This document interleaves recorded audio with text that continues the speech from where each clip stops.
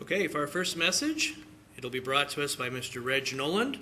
It is entitled Correlation of Stone Personalities and Tribal Characteristics.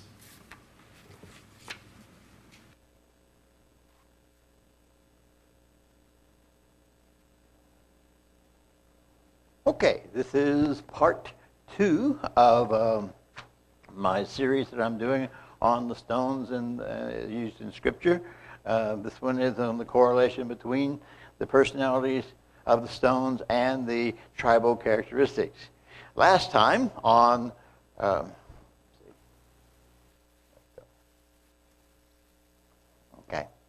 Last time on Precious Stones in Scripture, we discovered that the stones prescribed in the breastplate of the high priest were selected and arranged in a specific order from right to left, top to bottom, as listed in Exodus 28 and 39.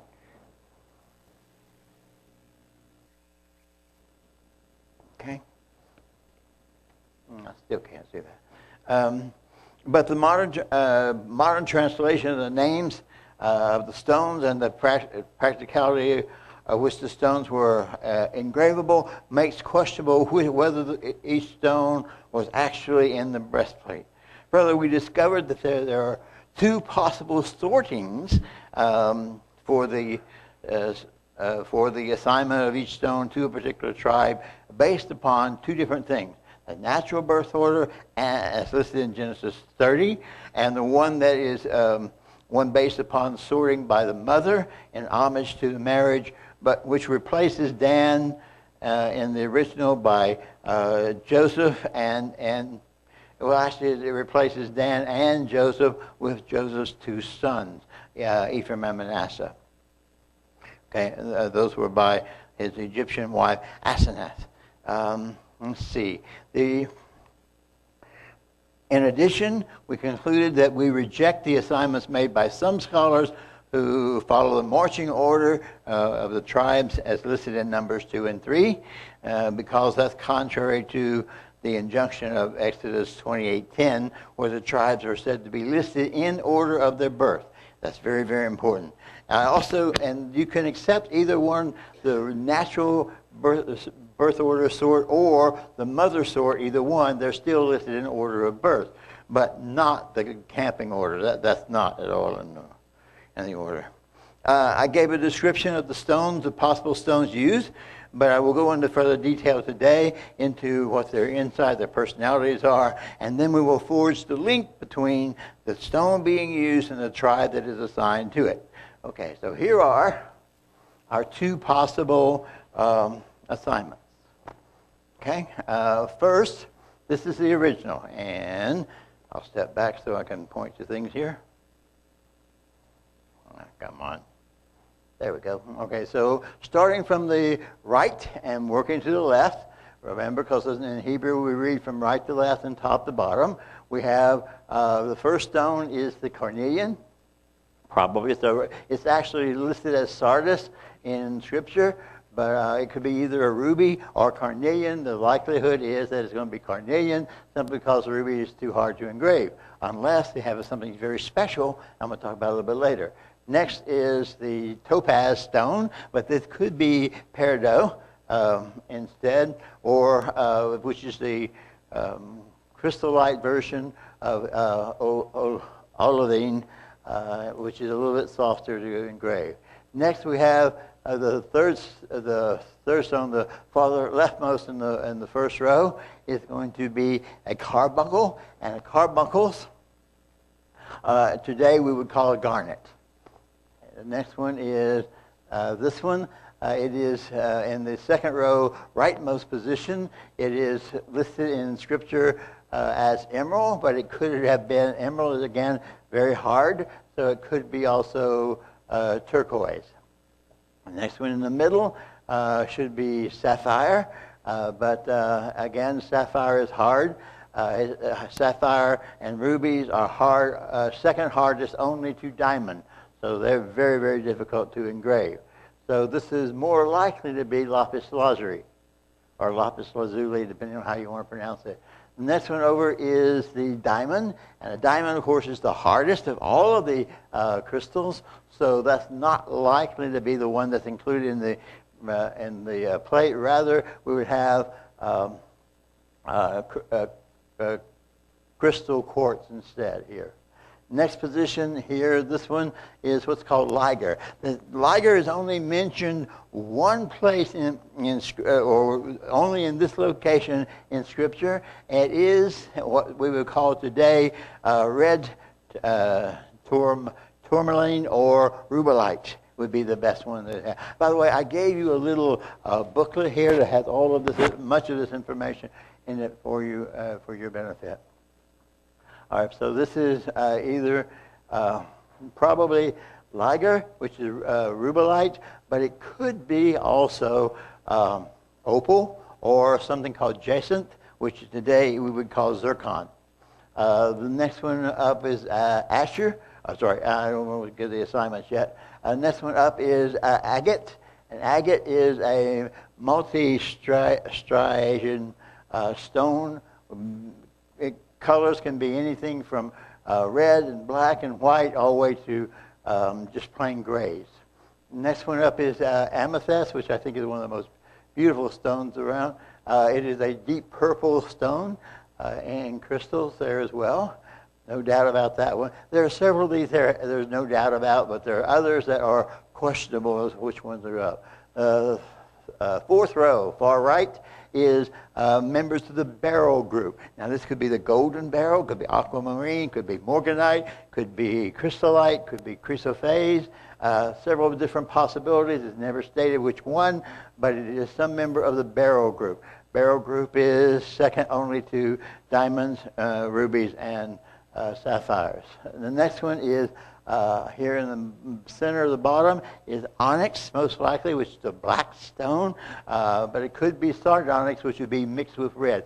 The word sardonyx, as you see, comes from the word sard, which is a reddish stone, and onyx, which is a black stone. You mix the two together, and you have a red stone with black streaks, and that would be the sardonyx that would be here. Last one is jasper in this position, and jasper, there are 15 different varieties, at least 15 different varieties of jasper. This is probably red jasper here. Okay, that was the original. This is the birth order sort by natural birth order. Okay, but here's what happens after the change that takes place. All right, instead of, let's see, we still have Reuben in the first position with sardis.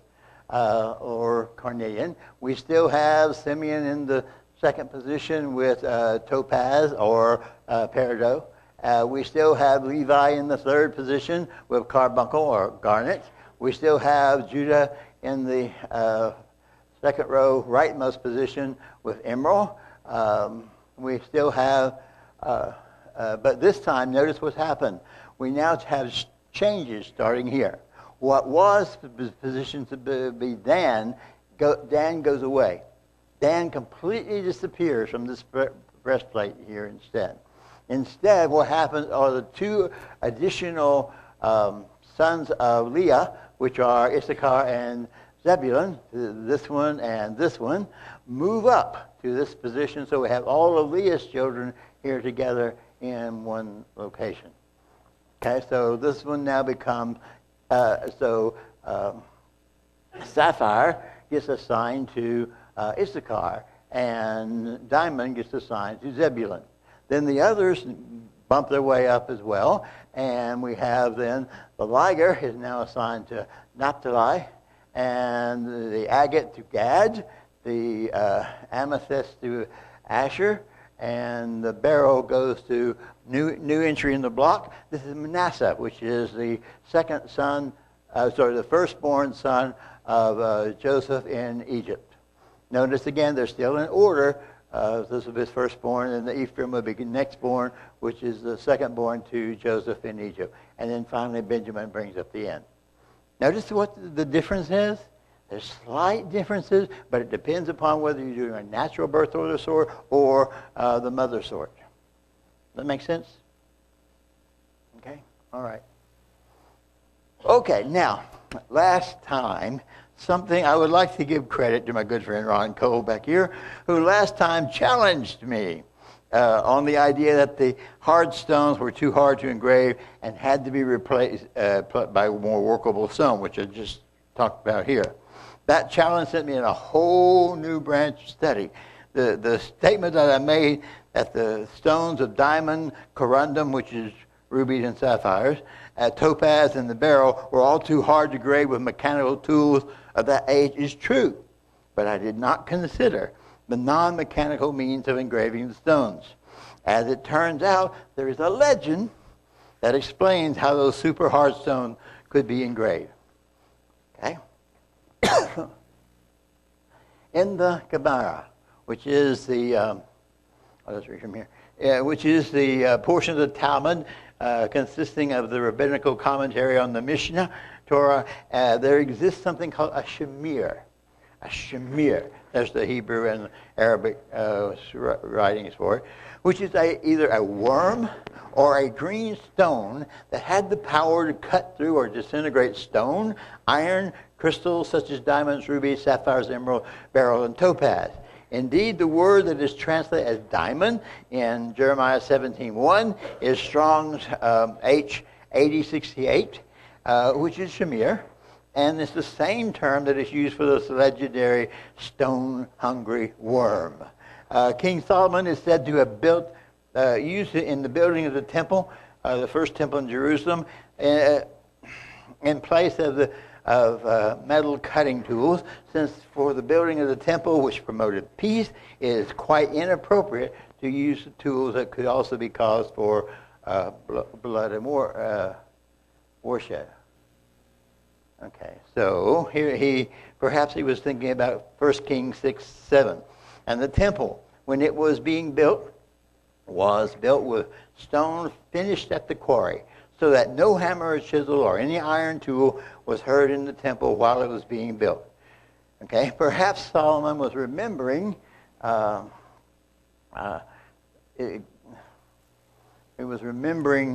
God's injunction about building altars. And if you make an altar, come on, there we go, all right. And if you make me an altar of stone, you shall not build it out of hewn stone, for if you put your tool on it, you profane it. Referenced throughout the Talmud and the Mishnah, Midrashim, the Shamir was reputed to have existed in the time of Moses as one of the 10 wonders created on the eve of the Sabbath just before Yahweh finished creation. Moses reputedly used the Shamir to engrave the Hoshan stones, that's what we're talking about here, the Hoshan stones, that were inserted into the breast of the high priest. According to this Talmudic legend, King Solomon was aware of the existence of the Shamir, but unaware of its location, so he commissioned a search that turned up a grain of the Shamir the size of barley corn, and with it he was able to cut the stones of the temple.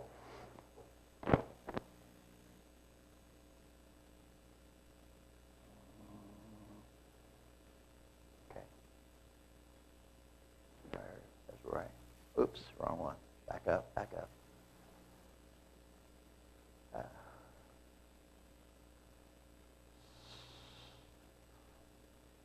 Come on.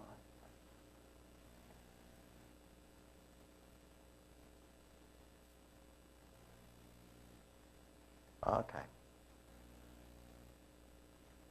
Well, there we go. I'll just find it here. Cut the stone of the temple. The material to be worked, whether it was stone or wood or metal, was affected by being shown to the Shamir. So it is. You show the work to the Shamir, and the Shamir gaze cuts it into different pieces. According to this, following the line of logic, anything that can be shown something must have eyes to see. The early rabbinical scholars described the Shamir almost as a living being, as a stone-hungry worm. Okay. Now, other early sources however, describe it as a green stone of power. For storage, the shamir was always supposed to be wrapped at all times in wool and stored in a leaden box. That sound familiar for anyone? A leaden box. Any other vessel would burst into flames and disintegrate under the shamir's gaze. The shamir was said to have been lost, or had lost its potency, or had been hunted to extinction by the time of the first temple at the hands of Nebuchadnezzar in 586 BC. Okay. Apparently, even its blood could have a corrosive effect on stone, so they may have well been hunted to extinction just for their blood. But remember, this is not history written in stone, but it is instead merely Talmudic legend, transmitted orally only for centuries. Make of it what you will. Take it as a grain of salt or a grain of shamir, if you will. From a modern perspective, though, think about what that means. From a modern perspective, the description of this shamir strongly resembles that of a nuclear pulse laser. That's what it does. Complete with with lenses, which are the eyes of the shamir, and some kind of green radioactive power source, perhaps radium, that had to be kept in a lead-lined box. Now, when you get to that point, though, we're beginning to encroach on the ancient alien astronaut theory. You're all familiar with that as well. It says that aliens are responsible for all of this, and whose advocates would evoke the mandate of the third law of Arthur C. Clarke, which says any sufficiently advanced technology is indistinguishable from magic. So says Arthur C. Clarke. Now, I digress from my topic. I just wanted to give Ron credit for sending me on this wild goose Noah's excursion that we have here. This brings me about to my thesis, though. Here it is. I believe that Jehovah selected each stone to optimize the contributions of each tribe to the nation of Israel, either by enhancing a trait that they would need or by overcoming an inherent weakness that they had. So we have two major questions that come up then. Which translation of the stone name do we use? And which sorting of the names do we use?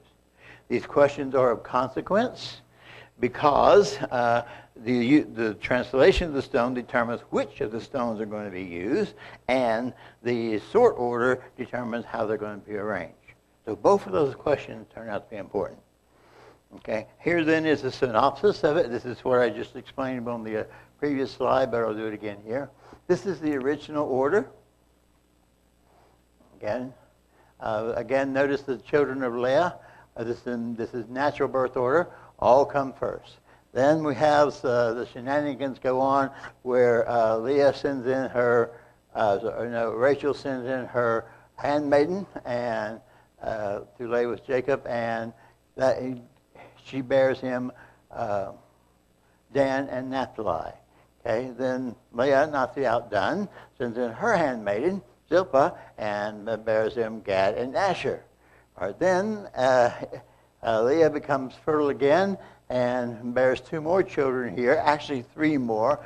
These are the two sons. There's another child born in between here, and that is Dinah, in between Zebulun and Joseph. All right, then Rachel finally bears Joseph as her firstborn child, and then later Benjamin as her second child. However, she dies in childbirth with Benjamin.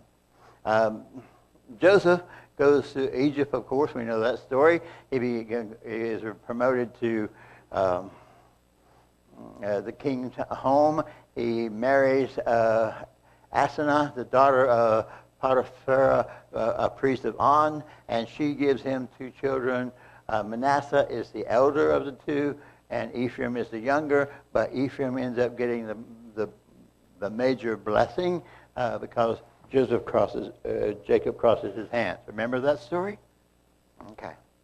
All right. Then here's where, again, as I said, what happens when you have the post or the mother sort order. Okay. So we had, again, the first four children of Leah stay the same. These two children of Leah now move up into this position to join their full brothers here at this point. The 3 that were born here to the, excluding Dan, of course, the 3 that were born to the handmaidens now follow suit after that. And in place of Joseph and the spot vacated by Dan, we fill in Manasseh and Ephraim. Then we have Benjamin, of course, bringing up the rear. And we'll see what the difference in the 2 sortings are. Okay. All right. Now, there are blessings. Again, we do note that the order and the positions of the stones do not change. Only the assignment of the stone to the tribe changes. Hence, my discussion of the tribal arrangements of the stone will be in stone order, where 2 stones assigned to the same stone, or depending upon the order, I will discuss the natural childbirth order first, and then mention the mother sort in passing, as we will have already discussed the earlier tribe earlier. That the stone selected and its position in the breastplate do not change suggests that the arrangement may have meaning and or power independent of the tribe assigned to it. Okay. They all have personality. Last time, here's something that happened. If so, this explains why some of you were strongly affected by the array of stones that I passed around last time. I didn't bring them this time because we did have some kind of effect. Several of you were affected by the stones themselves. Not everyone is inherently sensitive to the energies of the crystal, so perhaps God chose the Levites to be priests because they were sensitive to crystal energies. Perhaps those who were especially sensitive to crystal energies today may be descendants of Levi. Does that make sense? Who knows? You may be a distant Levite, particularly if you belong to the same bloodline and can communicate with the stones on an emotional level, not exactly in a word language, but in a language of feeling. Now, this may be a genetic trait. Yes, particularly if your children or your parents have the same kind of sensitivity to crystal energies. People who are sensitive to crystal energy but not aware of their sensitivity may interpret their experience as a migraine headache or nausea. That's one of the consequences of it if you don't know what you're doing. Which comes from trying to interpret non-linguistic communication in words instead of feelings. In such cases, I suggest that you simply feel. That you simply feel what the message is trying to tell you instead of trying to verbalize it. I, on the other hand, I don't speak feeling. I don't speak feeling. So I am nearly all cerebral and do not communicate in non-linguistic modes, although I acknowledge that such modes exist. I do not hear the stones, the language of the stones. I doubt that I could even have a thought that I could not express in words. Their energies may still affect me, but I'm not conscious of the effect. So the last question is, why is each specific stone assigned to a particular tribe? Honestly, I could not find any scripture that gave a specific reason for why those specific stones were assigned to a specific tribe. But I'm really sure that God doesn't do things without purpose. He's not a God of confusion.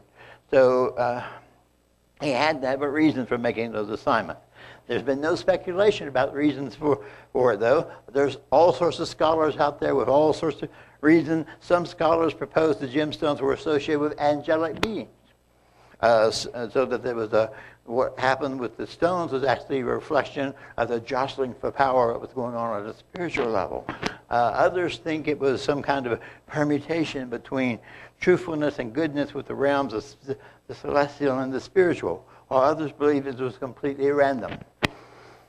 Personally, as reflected in my thesis, I think that the stones of the had a purpose and reflects a family trait. That's my idea. That the stones reflect a family trait. After researching the metaphysical properties of each stone, and historically personality traits for his tribe is reflected in old Israel's prophecies of Genesis 49 and Moses' final blessings in Deuteronomy 33. I conclude that, as is my thesis, that Jehovah selected the stone to optimize the contribution of each tribe to the nation of Israel, either by enhancing a trait they would need or by overcoming an inherent weakness that each one had. For personality traits are associated with each stone, and national traits are historically associated with each tribe as they migrate through time and across continents. So let us begin. I'm going to have to... Okay. This is the general blessing God gave upon the entire nation of Israel. Moses, Exodus 19, 3-6 says, Moses went up to God, and the Lord called to him from the mountain, saying, Thus you shall say to the house of Jacob, and tell the children of Israel, you have seen what I did to the Egyptians, and how I bore you on eagle's wings and brought you to myself.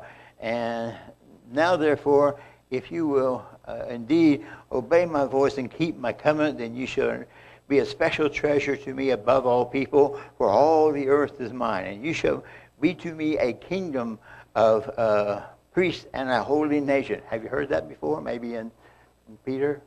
Okay. These are the words which you shall speak to the children of Israel. In Deuteronomy 33, we have, there is no one like God of Yeshurun, who rides the heavens to help you, and his excellency on the cloud. The eternal God is your refuge, and underneath are the everlasting arms. Matthew did a message here a few weeks ago on Psalm 27 with God is my stronghold and my salvation. This is relevant here as well. Let's see, where am I? The eternal God is your refuge, and underneath are the everlasting arms. He will thrust out the enemy from before you and will say, destroy, and then Israel will dwell in safety. The foundation of Jacob alone, in a land of grain and new wine, his heavens shall also drop dew. Happy are you, O Israel, who is like you, a people saved by the Lord, the shield of your help and the sword of your majesty. Your enemies shall submit to you, and you shall tread down their high places. Now, while God selected Israel to be his chosen people, even declaring himself to be their husband effectively, they were not always faithful to him. They were instead out playing the harlot with other gods of the region. Throughout history, Israel's two principal sins have been idolatry and Sabbath breaking. That's two biggies among all the others. So while the sons of Jacob numbered 12, they came from 4 different mothers, as I've illustrated. 6 came from Leah. All the sons of Leah are more or less above board. What you see is what you get. There are no surprises, just a refinement and variation of the main templates. 6 of the 6 sons of Rachel and the maidservant, Bella and Zilpah, however, all have some personality quirk of their own, lurking just below the surface. In Dan, it is resentment, a chip on the shoulder. In Naphtali, it is the need for a partner. In Gad, a seeking of pure approval. In Asher, it's a need for renewal of commitment on the other side. Joseph and Ephraim, Joseph through Ephraim has an inward inclination toward unpredictable changes in policy, while Manasseh is an opportunist and cashes in his chips if the going gets rough. Okay, so it's a really interesting story. In your little handout I gave you,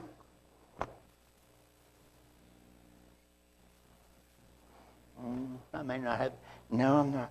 In the little handout I gave you a chart that gives you the stone position, the possible stones there, the order, who it was assigned to in the natural birth order, and who it was assigned to in the mother sort order. And I am out of time. Just when I was getting started on the individual ones.